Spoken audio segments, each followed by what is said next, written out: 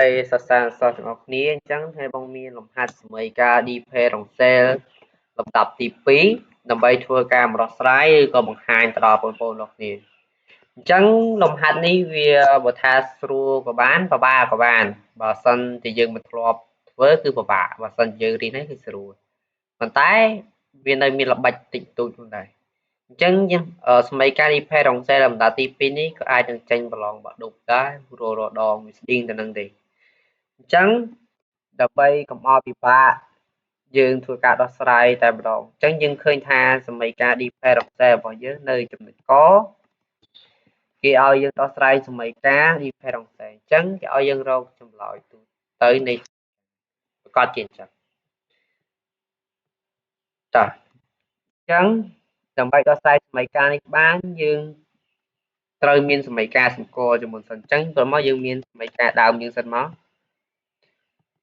បាទសមីការយើងគឺគេឲ្យមកប៉ុណ្ណឹងបាទអញ្ចឹងដើម្បីដោះស្រាយសមីការនេះយើងត្រូវមានសមីការសម្គាល់សិនអញ្ចឹងមានសមីការសម្គាល់បាទមានសមីការសម្គាល់យើងតាំងឲ្យអសមីការសម្គាល់យើងបើខ្លះគេតាំងដោយអក្សរឡាំដាយ៉ាងទៅសាច់គេតាំងពីច្រើនគឺអក្សរឡាំដានិងអក្សរអអញ្ចឹងតាំងអក្សរអចុះអញ្ចឹងយើងអ៊ីរ៉េសកុងយើងតាំងដោយអការ៉េបាទដល់អ៊ីការ៉េព្រីតាំងដោយអ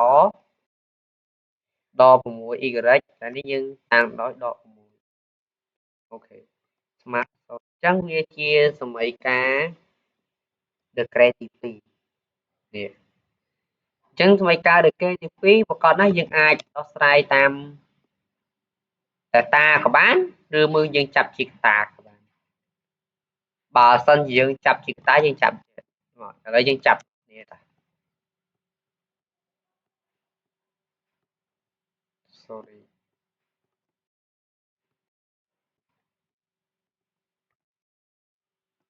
បាទ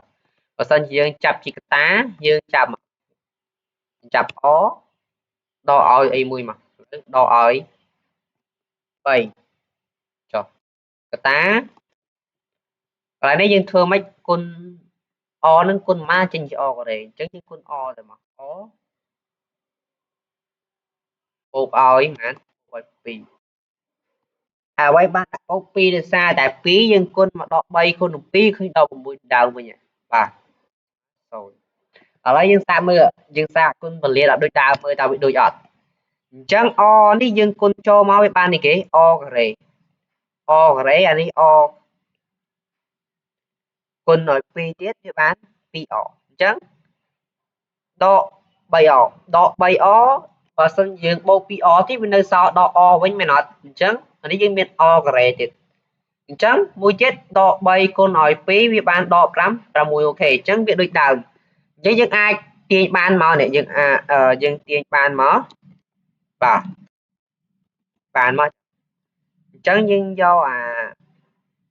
ដុំនេះស្មើ0មួយមកយើងទាញរកអបាទទាញវាមួយមកបាទស្មើ0អញ្ចឹងនាំមកអយើងស្មើប៉ុន្មានបាទអញ្ចឹងវានាំឲ្យអយើងគឺស្មើ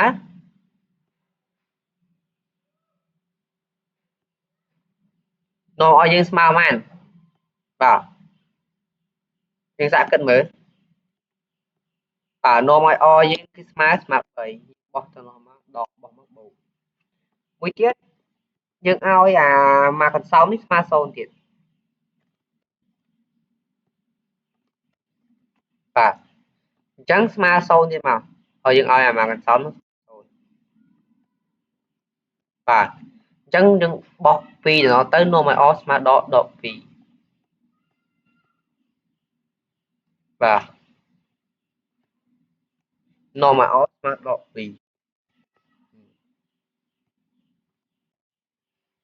តែយើងបានរកអ1អ2ឃើញយើងតាំងនេះជាអ1ចុះនេះជាអ2បើមិនយើងយកអ1ណាអ2អ3ក៏បានsorry យើងយកអណាជាអមួយឬជាអពីរដូចតែគ្នាទេចម្លើយវាអញ្ចឹងយើងដោយសារតែសមីការយើងវាធំវាមានថា data ធំជាង0ណា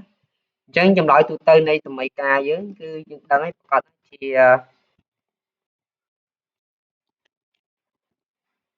y ស្មើអីគេ y សមីការទូទៅយើង y ស្មើ a សកលអង x បូកដោយ b សកលអដឺ x បាទអញ្ចឹងយើងធ្វើទៀតមកសមីការសម្គាល់យើងហ្នឹងឬថាសមី sorry សមីការទូទៅអញ្ចឹងសមីការទូទៅយើងហ្នឹង y គឺស្មើ a សេគុណអអង x បាទអអង x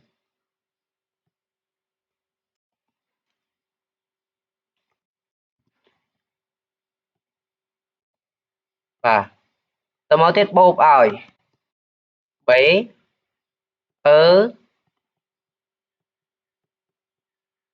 បាទបូកឲ្យ b សកល order x បាទ order អញ្ចឹងដែល AB យើងគឺជារបស់អីគឺជារបស់ អបាទដែល AB យើងគឺជារបស់អ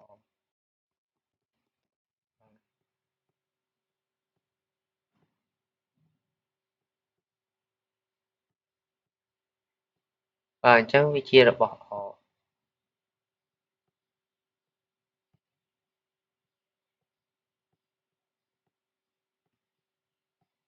បាទវាជារបស់អអញ្ចឹងគេបានគេយើងដាក់ដូចនេះមកទៅតោះដូចនេះ y មកប៉ុណ្ណឹងហ្នឹងយើងជួសមកអអងយើងជួសដោយគេដក2ឬក៏3ក៏បានដែរតែតែយើងដាក់3 x order យើងដក2ចុះបាទអញ្ចឹងវាជាអីគេវាជាចម្លើយទូទៅនៃសមីការបាទជាចម្លើយទូទៅនៃសមីការបាទបាទអញ្ចឹងយើងបានយើងរកចម្លើយនៃចំណុចកយើងរកឃើញហើយនេះy ស្មើ a គុណ x បូកឲ្យ b គុណដល់ 2x ជាចម្លើយទូទៅនៃសមីការ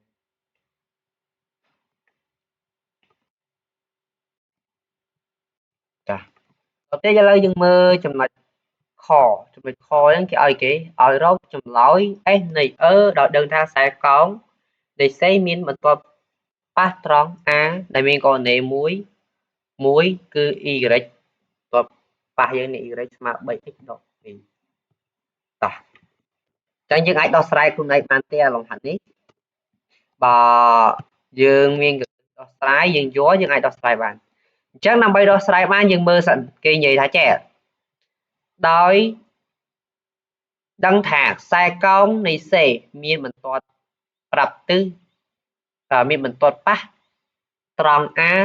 រៀងកូននៃមួយគឺ y ស្មើ 3x ដក2អញ្ចឹងកាលណាបន្ទាត់វាប៉ះទៅនឹងខ្សែកោងលុះត្រាតែមេគុណវាស្មើគ្នាមែនអត់មេគុណ A3 នេះគឺថាមេគុណនៃខ្សែកោងវាស្មើទៅនឹងមេគុណនៃបន្ទាត់ប៉ះនេះអញ្ចឹងវានាំឲ្យអញ្ចឹងនាំឲ្យគេបាទ S print បាទឬថា S print នៃ1នេះវាថា S print មួយវាជាបន្ទាត់មេគុណនិយាយថាវាជាមេគុណប្រាប់ទិសវាជា មេគុណនៃខ្សែកោងអញ្ចឹងមានន័យថាវា S នេះ print បាទ S print នៃ x មានថាបាទ S print នៃ x ហ្នឹង1នេះយើងយកជាមួយមកជួសហើយមកបាទស្មើស្មើឲ្យ3នេះឬឃើញស្មើ y print ក៏បានបើយើង derivate ទៅនៅសល់3ដូចគ្នានេះមានថាមេគុណប្រាប់ទិសវាស្មើគ្នាមានថា derivate នេះវាជាមេគុណប្រាប់ទិសនេះខ្សែកោងដល់ y print នេះយើង derivate ទៅគ្នា3វាជាមេគុណប្រាប់ទិសនៃបន្តប៉ះអញ្ចឹងកាលណាមេគុណប្រាប់ទិសវាស្មើគ្នាកាលណាវាស្មើគ្នាវាក៏ជាប៉ះគ្នាអូខេអញ្ចឹងមួយទៀតលុះត្រាតែ s នេះ1នេះ s នេះ1វាថា s 1នេះ x x នឹងគឺស្មើ1 s នេះ1គឺស្មើ1វាថា1តាមដោយ y មានន័យថា s x គឺស្មើ y មានថា x នឹងជួសដោយ1អញ្ចឹង y 1មានថា s នេះ1គឺស្មើ1បាទពួកខ្ញុំចង់បញ្ជាក់ឲ្យយល់បាទអញ្ចឹងយើងដាក់លក្ខខណ្ឌវាមកប៉ុណ្ណឹងហើយអញ្ចឹងយើងខ្វះអីគេយើងខ្វះ derivate នេះ derivate សមីការទូទៅរបស់យើងចម្លើយទូទៅសមីការនេះយើង derivate វាមកអញ្ចឹងឡើយនេះយើងតាំងវាដោយ n x អញ្ចឹងវាស្មើអីគេវាស្មើ s x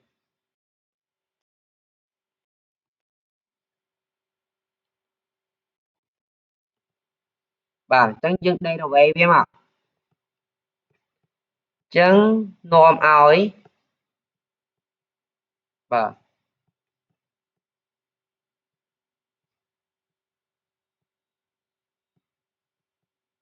បាទនាំឲ្យគេ s print x បាទ s print x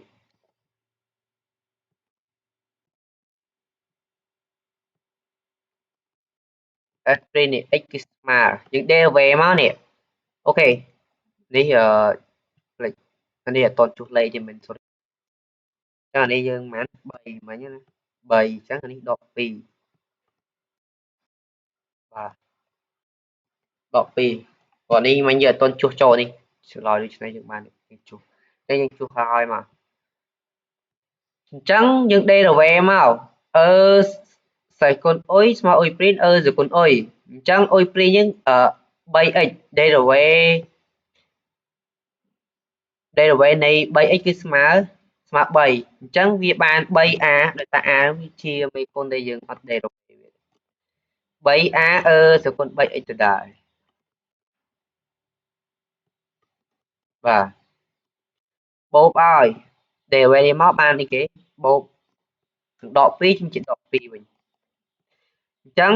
ដក 2b សគុណដក 2x ទៅដែរបាទ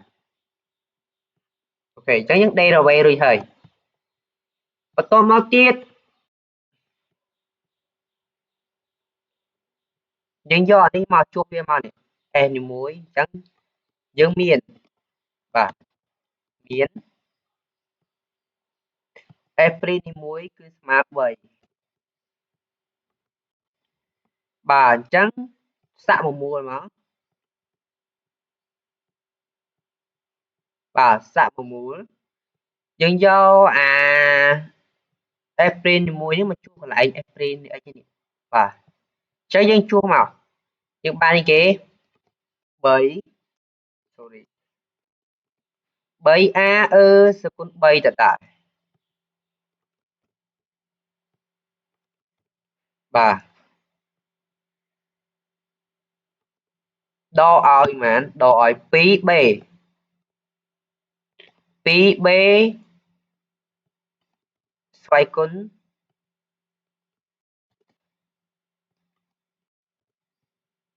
ដក2អញ្ចឹងកន្លែងនេះគុណនឹង1ហើយនឹងជួសឲ្យគុណនឹង1អញ្ចឹងគុណនឹង1វាបានដក2ដែរហើយ3ដដែលសេគុណវាអញ្ចឹងវាបាន 3a សគុណ3ដល់ 2b សគុណដក2អញ្ចឹងកន្លែងហ្នឹងស្មើប្រហែលហើយគឺស្មើ3អញ្ចឹងយើងតាំងដោយសមីការមួយមក បន្ទាប់មកទៀតយើងមានអីគេ a នីមួយគឺស្មើ1 a នីមួយស្មើ1អញ្ចឹងយើងសាក់ប្រមូលមកយើងយកទៅជួសកន្លែងសមីការដែលយើងមិនទាន់ derivate នេះចម្លើយទូទៅនេះមកប៉ុណ្ណេះយើងយកវាមកជួសមកអញ្ចឹងពេលដែលយើងជួសមកកន្លែងហ្នឹងវាសាក់មូលមកអានេះនៅសល់3ដដែលដក2ដដែលបាទដោយសារតែ x យើងគេឲ្យ1អញ្ចឹងស្មើឲ្យស្មើ1អញ្ចឹងយើងតាំងដោយសមីការ2តមកទៀតយើងយកសមីការទាំងពីរនេះបូកចូលគ្នាមកបាទអញ្ចឹងយើងបានបាទយើងបានមកយើងយកអាសមីការទាំងពីរនេះបូកចូលគ្នាមកអញ្ចឹងនេះសមីការ1អូខេយើងដាក់ចេះសិនមកចូលមកទៀតនេះសមីការ2បាទអញ្ចឹងវាជាសមីការ2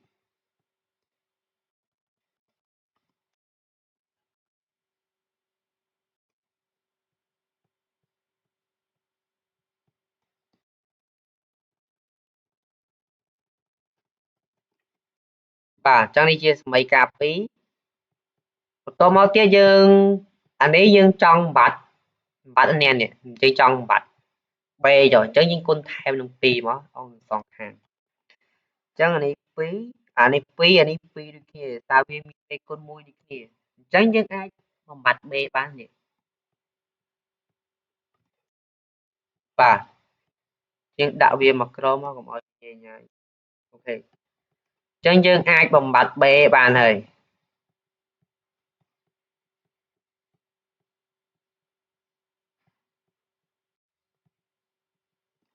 បាទអញ្ចឹងវានៅសល់ប្រហែលនៅសល់5អីគេបាទនៅសល់5អឺសគុណសគុណ3បាទស្មើឲ្យ5អញ្ចឹងយើងអាចទាញរក a បាននេះនាំឲ្យ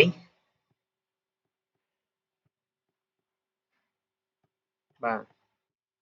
អញ្ចឹងនាំឲ្យ a យើងស្មើប៉ុន្មាន a យើងគឺស្មើសគុណដក3បើសិននេះខ្ញុំនិយាយកាត់ទេបើសិនយើងធ្វើមួយគឺយើងយកអាប៉ុន្មាន5សគុណ3នេះយក5អូខេ sorry យក5ចែកឲ្យ5សគុណ3 sorry បាទ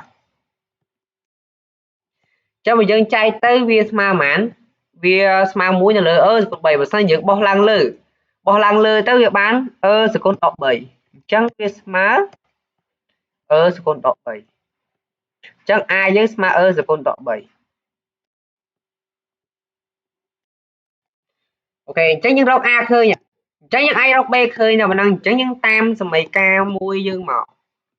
គិតណាស្រួលសមីការ1សមីការ2ក៏បានឲ្យយើងគិតថាស្រួលឥឡូវខ្ញុំយកសមីការ2ចុះដោយសារវាមេគុណ1ទាំងអស់អញ្ចឹងវាស្រួលយើងគណនា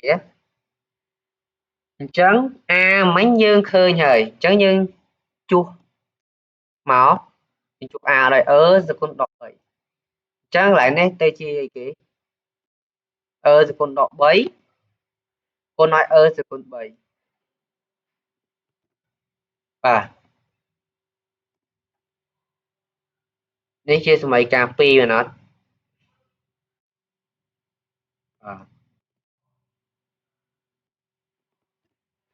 បាទអញ្ចឹងបន្ទាប់មកទៀតយើងអាចបូកដកវាបានអត់អញ្ចឹងកន្លែងនេះយើងគិតទៅលើ exponential អញ្ចឹង exponential គុណវាបានគេវាបានសគុណវាបូកចូលគ្នាន័យថាសគុណនៃ a បូកឲ្យ b ចឹង a យើងដក 3 b យើងគឺ 3 អញ្ចឹងតមកទៀតសាក់មកមូលមក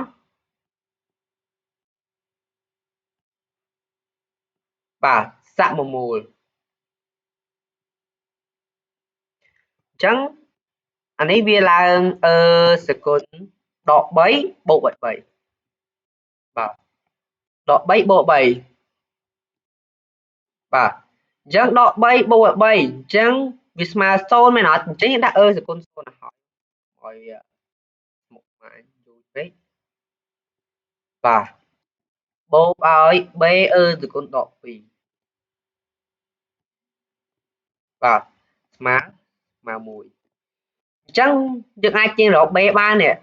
សគុណ0ស្មើ1មែនអត់1បោះតំណមកបានដក1អញ្ចឹងដក1 1ដក1គឺស្មើ0អញ្ចឹងនាំឲ្យ b យើងបាទបាទ b យើងស្មើគេស្មើភាសាតែ0ចែកសគុណដក2គឺ0ដដែលអញ្ចឹងយើងបានតែគេយើងបានចម្លើយនេះអញ្ចឹងយើងបានចម្លើយ S បាទ S នៃចម្លើយ S នៃយើងនឹងបាទគឺមែន S នៃ x ន័យថាអញ្ចឹង S នៃ x sorry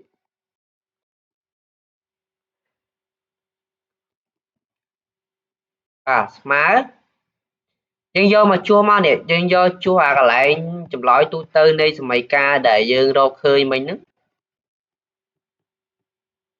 បាទយើងយកមកជួសកន្លែងហ្នឹងមកអញ្ចឹង a យើងឃើញមិញគឺសគុណដក 3 បាទសគុណដក 3 បាទ b យើងគឺ0អញ្ចឹង0គុណឲ្យសគុណដក 2x គឺ0ដដែលអញ្ចឹងតែនេះយើងចោលអញ្ចឹងតមកទៀតយើងអាចដាក់វាជាដូចបងនិយាយមិញអញ្ចឹងផលគុណនៃគេ exponential អញ្ចឹងវាបានសគុណបូកអញ្ចឹងបានសគុណ a បូក b អញ្ចឹងនេះបានសគុណដក 3 បូកឲ្យ 3x អញ្ចឹងឡើយនេះយើងអាចចាប់ a ជាកតាបានហើយយើងអាចចាប់3ជាកតាមកអញ្ចឹងសូមដាក់កន្លែងនេះទៅដែរបាទអញ្ចឹងឡើយនេះយើងចាប់3ជាកតាមកវានៅសល់ដក1បូក x មែនអត់អញ្ចឹងយើងដាក់ x មួយមុខមក x មុខបាន x ដក 1បាទអញ្ចឹងចម្លើយយើងមកប៉ុណ្ណេះ nx គឺស្មើសគុណ3កតា x ដក 1ដោយសារតែកន្លែងនេះបើយើងចាប់3ជាកតាវានៅសល់ដក1បូក x មែនអត់អញ្ចឹងយើងដាក់ពី x ពីមុខមកវាបាន x ដក 1អញ្ចឹងសគុណកតា 3 x ដក 1អញ្ចឹងវាជាចម្លើយនេះដូច្នេះមកបាទដូច្នេះចម្លើយ s នៃគឺប៉ុណ្ណឹងចម្លើយប៉ុណ្ណឹងអញ្ចឹងយើងដាក់ទាំង3នឹងក៏បានដាក់ចុងក្រោយក៏បានចឹងដាក់ចុងក្រោយចុះអញ្ចឹងចម្លើយមកប៉ុណ្ណឹងអូខេអញ្ចឹងយើងបានដោះស្រាយទៀងចម្លើយនៅចំណុចកនិងចម្លើយនៃចំណុចខអញ្ចឹងកយើងជាចម្លើយទូទៅនៃសមីការអញ្ចឹង y ស្មើ a សគុណ 3x បូក b សគុណដក 2x ដល់ពេលចម្លើយ s នៃs x គឺស្មើសគុណ3កតា x ដក 1អូខេ